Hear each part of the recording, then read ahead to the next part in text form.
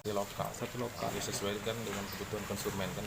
Kalau kita menjual sapi yang jenis limusin, Brahman Cross ataupun semental itu mungkin harganya tidak terjangkau oleh masyarakat kita khususnya Kabupaten Kota Selatan. Kalau harga sendiri ada peningkatan nggak bilangnya? Atau Kalau harga tetap? masih stagnan itulah, Pak, itu. Kalau untuk hewan kurban sapi ini harganya itu kisaran berapa itu yang kita jual? Yang termahal atau yang paling rendah lah itu? Dari yang mahal. Yang paling rendah atau minimal dia 15 juta. 15 juta.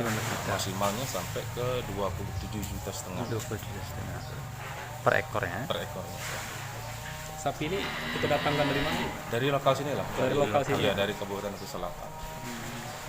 Itu kebanyakan yang mesan itu warga mana itu Pak? Biasanya itu? Iya, Warga sini kebanyakan- atau ada dari luar juga, dari luar daerah? Yang ini? kebanyakan mayoritas dari keluarga kita dari Kabupaten Kota Selatan. Cuman ada 1-2 ekor yang datang dari Batu Raja, Batu Marta, bahkan sampai ke Bukit Muning adalah 1 orang. Sejauh ini Pak, jelang Idul Adha ini sudah berapa ekor Pak yang jual? Kalau sampai sekarang ini Atau yang mesan gitu? yang pesan itu sudah 26 ekor. 26 ekor.